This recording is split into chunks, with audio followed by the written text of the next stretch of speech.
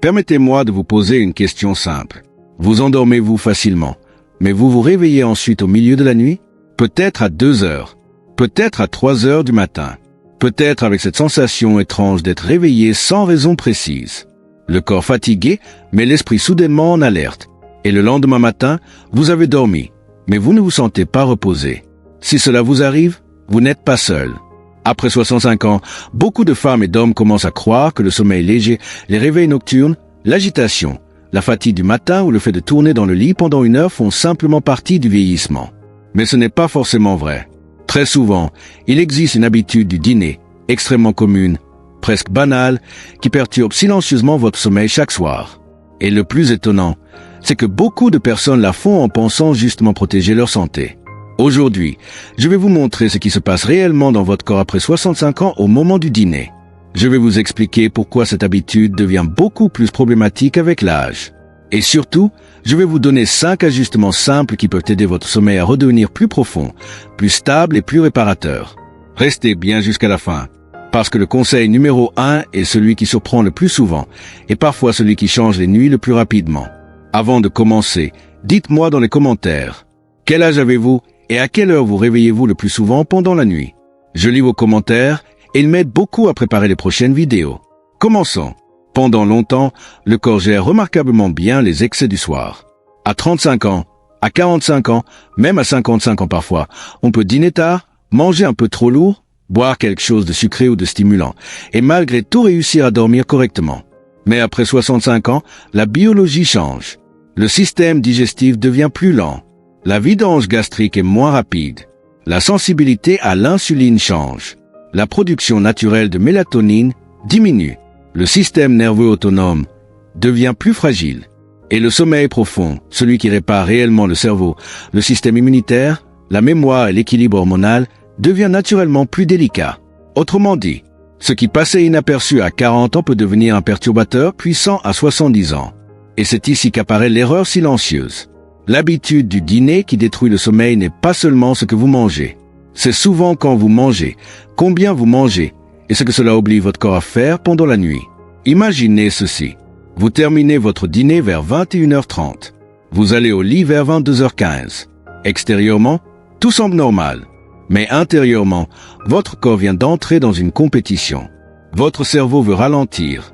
Votre système digestif, lui, vient de commencer un gros travail. Digérer, produire de l'acide, mobiliser le pancréas, gérer le glucose, redistribuer le flux sanguin, réguler la température corporelle. Or, pour entrer dans un sommeil profond, votre corps a besoin exactement de l'inverse. Il a besoin de calme métabolique. C'est là que beaucoup de personnes se réveillent sans comprendre pourquoi. Pas forcément parce qu'elles ont mal, pas forcément parce qu'elles sont stressées, mais parce que leur organisme travaille encore.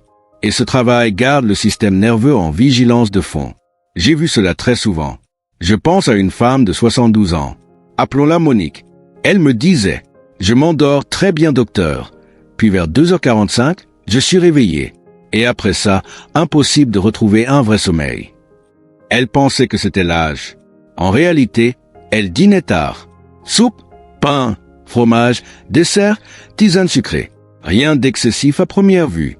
Mais son corps, lui, travaillait encore profondément pendant la nuit. Nous n'avons pas changé son traitement. Nous n'avons pas ajouté de médicaments. Nous avons simplement avancé son dîner, allégé légèrement le volume, modifié l'ordre alimentaire. 3 semaines plus tard, ses réveils nocturnes avaient nettement diminué. Et c'est là le point essentiel. Après 65 ans, le sommeil est souvent moins une question de fatigue qu'une question de physiologie du soir. Maintenant, laissez-moi vous montrer les 5 habitudes concrètes. Numéro 5. Dîner trop tard. C'est probablement la plus fréquente. Quand le dîner est trop proche du coucher, la digestion empiète directement sur le sommeil. Le corps ne peut pas être en réparation profonde et en digestion intense au même moment. Essayez de laisser idéalement 3 heures entre la fin du dîner et le moment de dormir. Pas besoin de perfection. Mais même 60 à 90 minutes de marge supplémentaire peuvent déjà faire une vraie différence. Numéro 4. Le dîner trop volumineux. Après 65 ans, beaucoup de personnes mangent parfois peu en journée, puis davantage le soir. C'est compréhensible. Le soir est souvent le moment calme, familial, agréable. Mais un dîner trop abondant augmente la température corporelle, ralentit la vidange gastrique, favorise reflux, inconfort digestif et micro-réveil. Une règle simple. Le soir, cherchez la satiété légère, pas la lourdeur.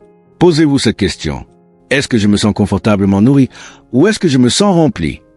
Cette distinction compte énormément. Numéro 3. Trop de sucre rapide le soir.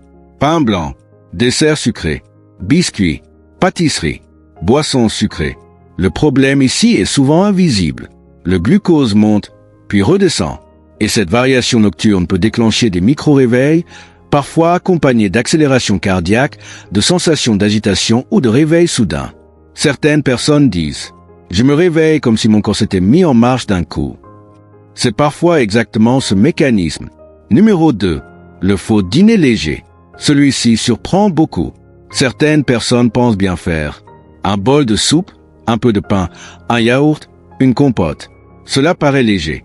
Mais métaboliquement, cela peut parfois être essentiellement glucidique. Et sans suffisamment de protéines, de fibres ou de lipides de qualité, la stabilité nocturne peut être moins bonne. Un dîner équilibré aide davantage qu'un dîner simplement léger.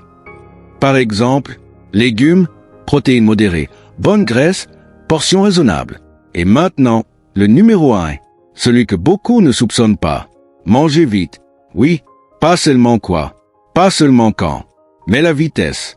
Quand on mange rapidement, le cerveau reçoit plus tardivement les signaux de satiété.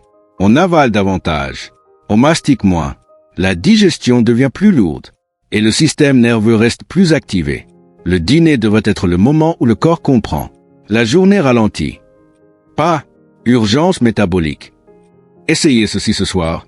Posez vos couverts entre deux bouchées. Mâchez davantage. Ralentissez simplement de 20%. Souvent, c'est étonnamment efficace. Si ce contenu vous aide, prenez une seconde pour vous abonner et mettre un j'aime. Cela aide énormément la chaîne et me permet de continuer à créer ces vidéos. Maintenant, il y a un élément dont on parle rarement. Pourquoi tant de réveils surviennent-ils vers 2 heures, 3 heures ou 4 heures du matin? Parce qu'à ce moment-là, votre organisme entre dans une phase très particulière de régulation. Le glucose, la température corporelle, les hormones de stress, les cycles du sommeil interagissent de manière extrêmement fine. Et si le dîner a créé une instabilité plus tôt dans la soirée, c'est souvent laquelle devient visible. C'est pourquoi certaines personnes s'endorment très bien, mais ne restent pas endormies. Le problème n'est pas toujours l'endormissement. C'est souvent la stabilité physiologique nocturne. Je voudrais vous raconter une autre histoire. Un homme de 69 ans, appelons-le Bernard. Il me disait, « Docteur, je croyais avoir un problème de sommeil. En réalité, j'avais un problème de dîner. » Cette phrase m'est restée. Il ne souffrait pas d'insomnie sévère. Il n'était pas anxieux. Il ne manquait pas de fatigue. Il mangeait simplement vite et beaucoup. En avançant le repas, en réduisant le volume, en supprimant le dessert sucré quotidien, ses nuits ont progressivement changé. Pas parfaitement, mais significativement. Et c'est cela que je veux vous transmettre aujourd'hui. Après 65 ans, le corps continue à savoir dormir. Il n'a pas oublié. Il a simplement besoin de meilleures conditions biologiques. Votre sommeil n'est pas forcément cassé. Il est parfois simplement perturbé par une routine du soir devenue silencieusement défavorable. Alors voici un protocole très simple pour ce soir. Dînez un peu plus tôt. Mangez un peu moins. Mangez plus lentement. Évitez les sucres rapides tardifs. Laissez votre corps comprendre que la nuit approche. Ce sont de petits gestes, mais biologiquement, ils peuvent être puissants. Et parfois, ce sont les petites corrections répétées chaque soir qui changent réellement la qualité du sommeil. Maintenant, dites-moi dans les commentaires, quel est votre âge et laquelle de ces habitudes vous reconnaissez le plus chez vous. Je lis vraiment vos messages. Et si cette vidéo vous a été utile, partagez-la avec quelqu'un qui se réveille souvent la nuit. Prenez soin de vous. Votre sommeil mérite d'être protégé. Et nous nous retrouvons très bientôt pour la prochaine vidéo. Ici, Dr Roméo.